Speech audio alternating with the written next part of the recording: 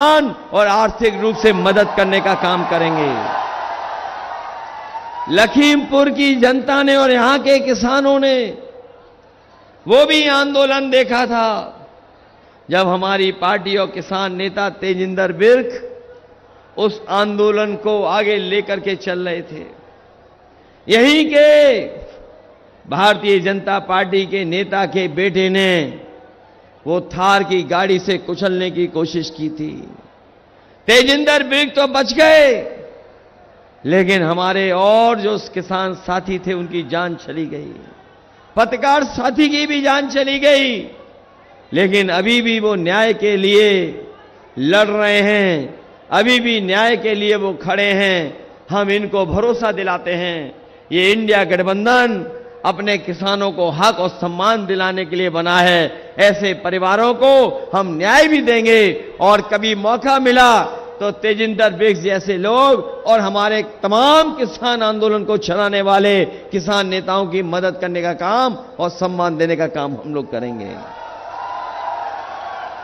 जहां इन्होंने किसानों को धोखा दे दिया, लागत बढ़ा दी, महंगाई बढ़ गई, कीटनाशक दवाइयों की कीमत बढ़ गई, जीएसटी लगा करके और महंगा कर दिया, लेकिन हमारे किसानों की ये मदद नहीं कर पा रहे हैं।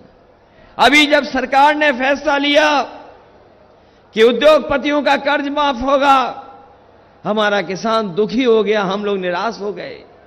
हम लोगों को लगा कि ये जो कर्ज माफ होने जा रहा है तो उद्योगपतियों के साथ साथ हमारे किसानों का भी कर्ज माफ हो जाएगा, लेकिन भारतीय जनता पार्टी की सरकार ने नियम जो बनाया, कानून जो बनाया, वो कानून ऐसा बनाया कि 5 करोड़ से ऊपर वाले जो लोग हैं उनका कर्ज तो माफ हो गया, लेकिन हमारे गरीब और किसान जिनका लाखों में कर्ज था उनका कर्ज माफ नहीं हो पाया। इन्होंने 16 लाख करोड़ बड़े बड़े उद्योगपतियों का कर्ज माफ कर दिया।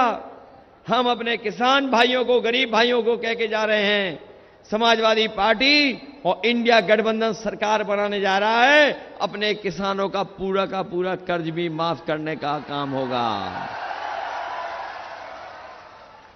जो लोग विकसित भारत की यात्रा कर रहे हैं, कार्यक्रम कर रहे थे, अगर हमारे प्रधानों ने सहयोग न किया होता तो इनकी विकसित भारत की यात्रा नहीं हो पाती। और हम इन बीजेपी के लोगों से कहना चाहते हैं, जिस समय हमारा किसान खुशहाल हो जाएगा, संपन्न हो जाएगा, आर्थिक रूप से मजबूत हो जाएगा, उसी दिन न केवल हमारा किसान बल्कि हमारा देश भी विकसित देश हो जाएगा, खुशहाल देशों में गिनती हो जाएगी। इसलिए अपने किसानों की मदद के लिए चाहे हमें बजट का ज्यादा पैसा देना पड़े, जैसे पहले देने का काम शुरू हुआ था, मंडी से लेकर के और सुविधाएं, चाहे सिंचाई हमें सस्ती देनी पड़ जाए, चाहे हमें बिजली की, हमें अपने किसानों की सिंचाई मुफ्त करनी पड़े, हम लोग सिंचाई मुफ्त कर करके अपने किसानों को लाभ पहुंचाने का काम करेंगे। जहां हमारा किसान दुखी रहा, वहीं ये नौजवान जानते होंगे कि इस सरकार ने नौजवानों के साथ भी धोखा किया, इनके भविष्य के साथ खिलवाड़ की इन्होंने। इन नौजवानों का जो सपना था वो सपना तोड़ दिया। जितनी भी परीक्षाएं सरकार में हुई, सब परीक्षाओं के पेपर लीक हो गए।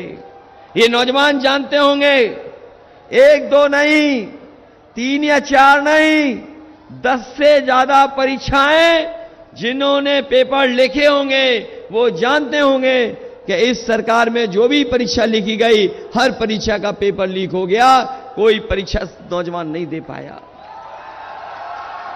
बताओ परीक्षा लीक हुई कि नहीं हुई? और उस परीक्षा का भी पेपर लीक हो गया, जिस परीक्षा के लिए सरकार कह रही थी कि हमने बहुत इंतजाम किया है, सुरक्षा बहुत की है। 2 दिन की परीक्षा चलाई थी इन्होंने पुलिस भर्ती की, और जब पुलिस भर्ती का नौजवान पेपर देकर के घर लौटे तो पता लगा कि पुलिस भर्ती वाला भी पेपर लीक हो गया और परीक्षा रद्द हो गई। बताओ पुलिस भर्ती का पेपर लीक हुआ कि नहीं हुआ? हमारे ये मुख्यमंत्री पता नहीं कैसे जो लीकेज नहीं रोक पा रहे हैं। ये ऐसे मुख्यमंत्री हैं, इन्हें पता ही नहीं है लीकेज कहां है। बताओ पेपर लीक हो रहे हैं कि नहीं हो रहे हैं? और अपने नौजवानों से कह के जा रहे हैं ये जो अग्निवीर वाली नौकरी है, ये 4 साल वाली नौकरी हम लोग कभी स्वीकार नहीं कर सकते हैं। जब कभी भी सत्ता में आएंगे ये 4 साल वाली नौकरी खत्म कर करके अपने नौजवानों को पक्की नौकरी दे करके उन्हें वर्दी पहनाने का काम करेंगे। कभी कभी मैं देखता हूं कि हमारे खाकी वर्दी वाले भी थोड़ा बहुत हम लोगों को परेशान करते हैं। ये खाकी वर्दी वाले भाई लोग हैं, कभी कभी हम लोगों को डराते हैं। लेकिन हम आपसे कहते हैं मनी मन ये भी आपके साथ हैं। इधर जब से हम लोगों ने बताया है इनको कि ये जो फौज की नौकरी 4 साल की हो गई है, अगर दोबारा बीजेपी की सरकार आ गई तो अभी तो फौज की नौकरी 4 साल की है, इन खाकी वर्दी पहनने वालों की भी नौकरी 3 साल की कर देंगे वो लोग। ये बोलते हैं कैसे संभव है, ये कैसे संभव है कि 3 साल की नौकरी हो जाएगी। मैंने इनसे पूछा और पत्रकार साथियों को जवाब दिया कि क्या आपको पता था कि फौज की नौकरी 4 साल की हो जाएगी? क्या आपको पता था कि हवाई जहाज बीजेपी बेच देगी? क्या आपको पता था कि हवाई अड्डे बीजेपी बेच देगी? क्या आपको पता था ट्रेनें बेच देगी बीजेपी? क्या आपको पता था स्टेशन बेच देगी बीजेपी? क्या पता था आपको टेलीफोन वाली कंपनियां बेच देगी बीजेपी? क्या पता था कि आपको LIC बेच देगी बीजेपी? बताओ ये बेच दिए कि नहीं बेच दिए? और जो हमारे जागरूक नौजवान UPSC IAS की तैयारी करते होंगे, IPS की, वो जानते होंगे। क्या आपको पता था कि ऊपर से भर्ती IAS की हो जाएगी लेटरल एंट्री से? क्या आपको पता था कि 3 साल के बाद वो भारत छोड़ के चले जाएंगे लेटरल एंट्री वाले? क्या आपको पता था सरकारी नौकरियां खत्म करके ये संविदा नौकरी भी कर देंगे? तो जब ये नहीं पता था तो याद रखना, अभी तो इन्होंने फौज की नौकरी की है, सरकार की नौकरियां संविदा पे कर देंगे और पुलिस की नौकरी 3 साल की कर देंगे। इसलिए सावधान हो कि नहीं हो सावधान? ये बीजेपी वाले हर जगह चोरी कर रहे हैं, बीजेपी वाले हर जगह चोरी कर रहे हैं। हमारे किसान भाई जानते होंगे। बताओ बोरी से चोरी हो गई कि नहीं हो गई? पहले इन्होंने 5 किलो चोरी किए और अभी फिर 5 किलो चोरी कर लिया कि नहीं कर लिया? हम भी सोचते हैं ये चोरी कहां से सीख के आए हैं। तब पता लगा है कि ये बाजार में जो पार्ले जी का बिस्किट पैकेट आता था उसी से इन्होंने बोरी की चोरी सीखी है। ये हमारे बुजुर्ग लोग या पुराने लोग जानते होंगे कि पहले पार्ले जी का बिस्किट पैकेट इतना बड़ा आता था। बताओ आज कितना बड़ा पैकेट आ रहा है बाजार में? और कभी पार्ले जी के बिस्किट को खरीदा होगा पैकेट, तो बताओ कितने बिस्किट निकल रहे उसमें से? 5 निकल रहे हैं। ये लोग दोबारा आ गए तो 1 बिस्किट का पैकेट आपको खरीदना पड़ेगा। ये पार्ले जी के बिस्किट पैकेट से बोरी की चोरी सीख गए हैं। अभी तो 10 किलो चोरी की है, पहले 5 फिर 5, और ये सत्ता में आ गए तो आपको खाद भी पाउच में खरीदनी पड़ेगी, पाउच में। ये हमारे नौजवानों की मैं मोटरसाइकिल देख रहा था, बहुत नौजवान मोटरसाइकिल से आया है। बताओ 5 साल पहले मोटरसाइकिल की कीमत क्या थी? कितने रुपए की आती थी मोटरसाइकिल? और आज मोटरसाइकिल कितने रुपए की आ रही है? और जो लोग गाड़ी खरीदते होंगे वो गाड़ी भी महंगी हो गई कि नहीं हो गई? डीजल पेट्रोल महंगा कर दिया इन्होंने। और जो हमारे खाने का तेल है, रिफाइंड तेल, वो भी महंगा कर दिया। गरीबों का सरसों का तेल महंगा कर दिया। महंगाई बढ़ा दी कि नहीं बढ़ा दी? और महंगाई तो बढ़ाई बढ़ाई। इन्होंने चंदा जो वसूला,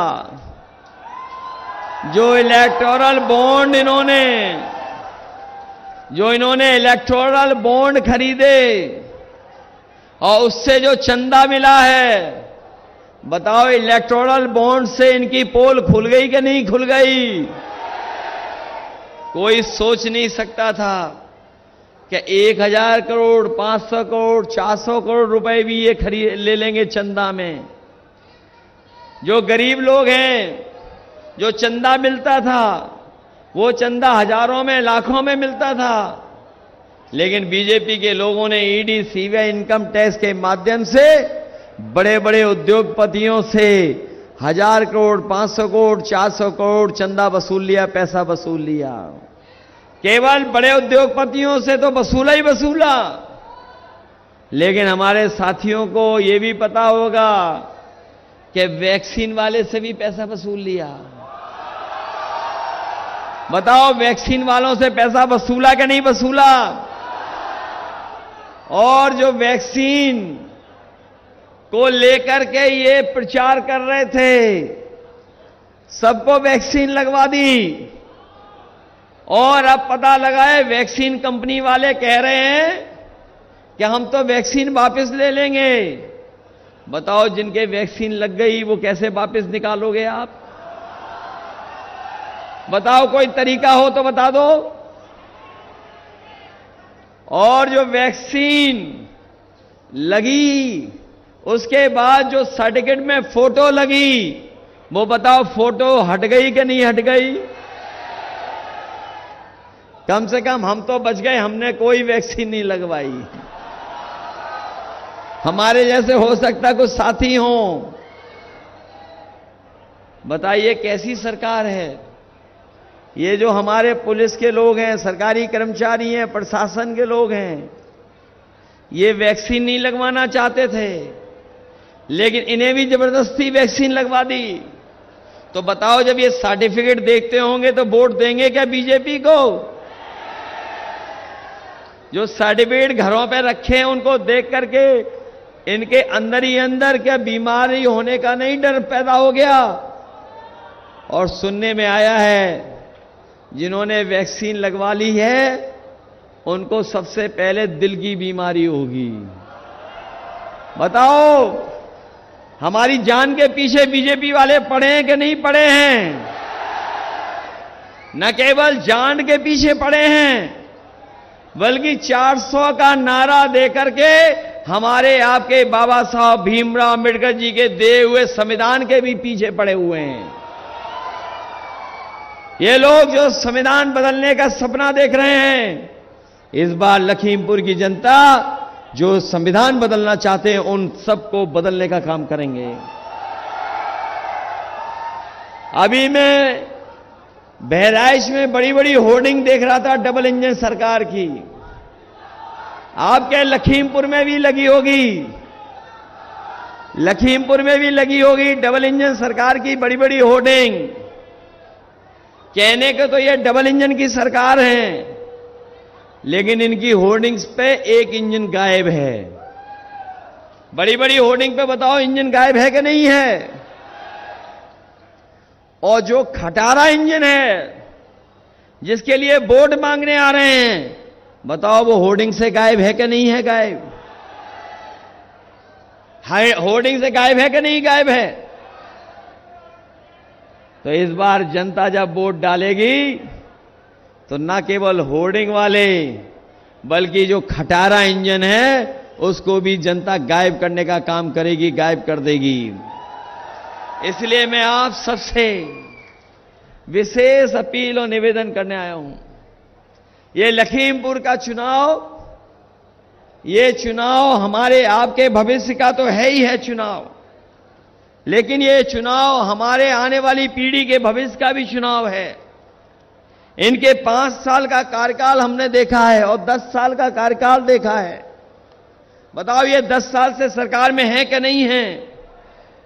ये 10 साल में कितना काम किया इन्होंने, बताओ जनता के लिए।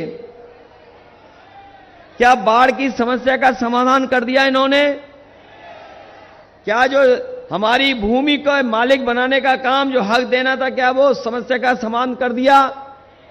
क्या भूमदरी वाली समस्या जो जमीनों की है, किसानों की है, बहुत दिनों से जो हमारे फॉरेस्ट डिपार्टमेंट से चल रहा है, क्या उस समस्या का समाधान कर दिया? हम आपको भरोसा दिलाते हैं कि न केवल बाढ़ बल्कि अपने किसानों की भूमदरी जमीन की भी समस्या का समाधान करने का काम हम समाजवादी लोग करेंगे, सरकार बनेगी। इस जिले में हम लोग चाहते थे कि हर तरफ से चौड़ी चौड़ी सड़कों से जुड़ जाए और काम शुरू हो गया था, लेकिन जितना काम समाजवादियों ने किया उसके बाद सब काम रोक दिया इन्होंने। इसलिए जहां पुल पुलिया की जरूरत होगी, पहले भी हम लोगों ने बड़े बड़े पुल बनवाए और आपको सीतापुर से भी चौड़ी सड़क से जोड़ दिया, बहराइच से भी अच्छी सड़क से जोड़ दिया, पीछे जंगल पीलीभीत के लिए भी जोड़ दिया। आने वाले समय में लखीमपुर जिले को लखनऊ तक पहुंचने के लिए आसान सड़कें और चौड़ी सड़कें बनाने के लिए भी अगर हमें मदद करनी पड़ेगी तो लखीमपुर को जोड़ने का काम करेंगे सड़कों से। वहीं हमारे गरीब जानते होंगे, समाजवादियों ने एम्बुलेंस चलवाई थी। वो एम्बुलेंस हमारे गरीबों को गांव में घर पर अगर कोई तकलीफ परेशानी में था तो मदद के लिए पहुंचती थी और अस्पताल ले जाती थी। लेकिन पिछले 10 साल में और जब से ये सरकार उत्तर प्रदेश की आई है, न केवल हमारी एम्बुलेंस खराब कर दी बल्कि अगर कोई अस्पताल में जाता है तो उसे इलाज और दवाई भी नहीं मिल पा रही है। इन्होंने 10 साल में दिल्ली वालों ने अगर एक भी ऐसा अस्पताल बनाया हो जहां पर फ्री दवाई और इलाज हमारे गरीबों का हो रहा हो तो बता दो हमें आप। जो अस्पताल बनाया था वो नहीं चला पा रहे, जो ट्रॉमा सेंटर बना वो नहीं पूरा कर पा रहे, न बनाया इन्होंने, सब आधा अधूरा पड़ा है। पुलिस को गाड़ी दी थी 100 नंबर, इन्होंने 112 कर दिया। जब 112 हो गया तो हमारे पुलिस के भाई लोगों को भी लगा कि जब नंबर बढ़ गया तो हमें रेट बढ़ा देना चाहिए। बढ़ाओ, रेट बढ़ा दिया कि नहीं बढ़ा दिया? और वो 100 नंबर वाली गाड़ी भी खराब कर दी। तमाम नौकरियां शिक्षक की खाली पड़ी हैं, ये सरकार नहीं भर पाई है। इस जिले में ही हजारों 20,000 से ज्यादा नौकरियां हैं शिक्षक की।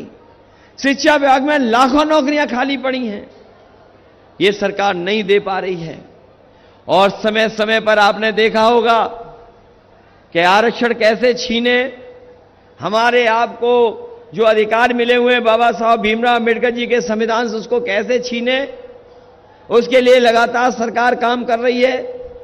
हमारे अधिकारों को, हमारे आरक्षण को, हमारी नौकरी को ये सरकार लगातार हमसे छीन रही है। इसलिए हम कहना चाहते हैं, भाजपा हटाओगे तो नौकरियां पाओगे, भाजपा हटाओगे तो संविधान बचेगा। ये संविधान वही है जो हमें आपको अधिकार और सम्मान दिलाता है। ये संविधान हमारा संजीवनी है।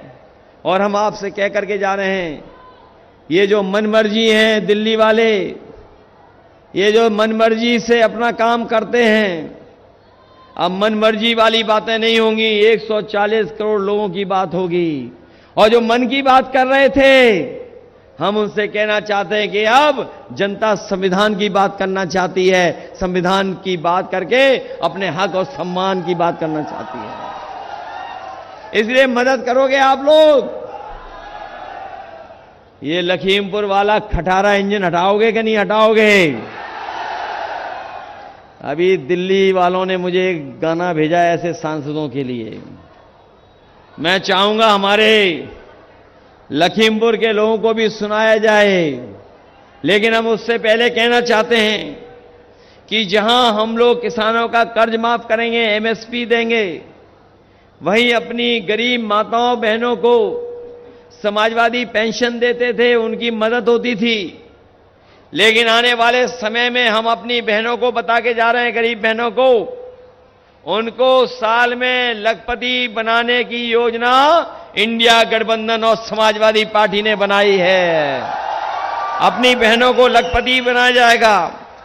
वहीं हम जानते हैं शिक्षा मित्रों की कोई मदद कर सकता है तो वो समाजवादी पार्टी है। जब सरकार बनेगी तो हम शिक्षा मित्रों को नियमित कर करके उनकी नौकरी को बहाल करने का काम करेंगे। पुरानी पेंशन को लेकर के बहुत लंबी लड़ाई चली है। हालांकि बहुत सारे दल पक्ष में नहीं थे, लेकिन समाजवादी पार्टी इस पक्ष में है कि अपने सरकारी कर्मचारियों को पुरानी पेंशन नहीं बहाल कर करके उनकी मदद करने का काम करेंगे।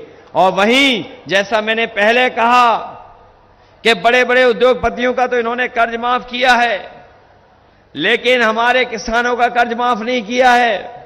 16 लाख करोड़ उद्योगपतियों का माफ किया है।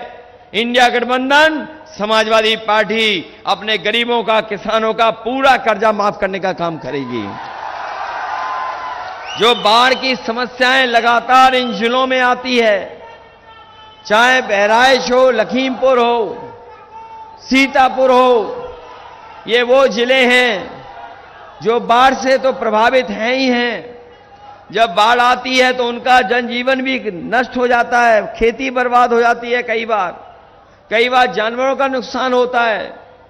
और इस सरकार ने जहां कोई ठोस काम नहीं किया है बाढ़ को नियंत्रण करने के लिए, जिससे हमारे किसानों की, गरीबों की संपत्ति को नुकसान न पहुंचे, अगर हमें कहीं भी बड़े से बड़े एक्सपर्ट और बड़े से बड़े साइंटिस्ट का सहारा लेना पड़ेगा तो लेकर के हम अपने लखीमपुर, बहराइच और सीतापुर के तमाम गरीब किसानों को बाढ़ से राहत पहुंचाने का काम करेंगे, जिससे बाढ़ से उनका नुकसान नहीं हो। इसलिए मदद करिए आप सब लोग। बताओ, ऐसे सांसद को आप अपने बॉर्डर से बाहर फेंकोगे कि नहीं फेंकोगे? जो लोग आए थे कि बड़ा बना देंगे, बताओ कितना बड़ा बनाना चाहते हो? कहां पहुंचाना चाहते हो इन्हें बड़ा बना करके? कहां जाएंगे बड़ा बन करके? ये वही लोग हैं जो संविधान और कानून से अपने आप को बड़ा मानते हैं, लेकिन जब इंडिया गठबंधन समाजवादी सरकार आएगी तो न केवल हमने किसान जो न्याय मांग रहे हैं, न्याय देने का काम करेंगे। ऐसे लोग जो हमारे किसानों को नुकसान और किसानों का अपमान करते हैं, उनकी हत्याएं कराते हैं, ऐसे लोगों को कानूनी सजा दिलाने का काम भी आने वाले समय में होगा। इसलिए ऐसे सांसदों को हटाइए, खटारे इंजन को हटाइए और हमारे नौजवान साथी उत्कर्ष वर्मा, इनको जिताने का काम करना। ये बहुत पुराने अपने नेता डॉक्टर कौशल किशोर जी के पोते हैं, उनके सेवाएं कोई भूला नहीं है। वो जिंदगी भर अपने लोगों की सेवा करते रहे, गरीब किसान और गांव के रहने वालों के दुख दर्द में शामिल होते रहे। मुझे पूरा भरोसा है जहां हमने ऐसे बड़े नेता को खोया है, कम से कम उत्कर्ष वर्मा को जिता करके एक एक वोट उनके लिए श्रद्धांजलि भी होगी, उनके लिए याद भी होगी, इनकी मदद करने का काम करना। इसलिए जो सांसद हटने हैं, जिन सांसदों को हटाना है, बाहर निकालना है, उनके लिए गाना भी है। और याद रखना, ये चौथा चरण बिल्कुल बीच का चरण है, बिल्कुल बीच का। बताओ बीच का चरण है कि नहीं है? अभी तक 3 चरणों में इन बीजेपी वालों का बैलेंस खराब हो गया। इनका सफाया कर दिया जनता ने। और जब बैलेंस खराब हुआ तो इनके भाषणों में भी बैलेंस खराब हो गया। और इतना बैलेंस खराब हुआ है कि अब ये अपनों को ही कुछ बुरा भला कह रहे हैं। बताओ, जो अपने लोगों को बुरा भला कहने लगे, उनके बुरे दिन आ गए कि नहीं आ गए? और एक दूसरा दल है जो अपने ही सबसे करीब उनको निकालने का काम कर रहे हैं। ये दोनों दल ऐसे हैं जो संविधान के खिलाफ हैं, संविधान के खिलाफ काम कर रहे हैं, लोकतंत्र के खिलाफ काम कर रहे हैं। और हम तो अपने बहुजन समाज के लोगों से कहेंगे कि बीजेपी तो खुलेआम 400 पार का नारा देकर के बाबा साहब भीमराव अम्बेडकर का संविधान बदलना चाहती है। वहीं दूसरा दल पीछे से उनका साथ देने का काम कर रहा है। इसलिए बहुजन समाज के लोग अपना वोट खराब मत करना, संविधान बचाने के लिए और बाबा साहब भीमराव अम्बेडकर जी के संविधान को बचाने के लिए एक एक वोट आप उत्कर्ष वर्मा और साइकिल चुनाव चिन्ह पर देने का काम करना। मैं अपने ऑपरेटर जो होंगे उनसे कहेंगे, बीजेपी के सांसद को हटाने के लिए जो दिल्ली से गाना आया है,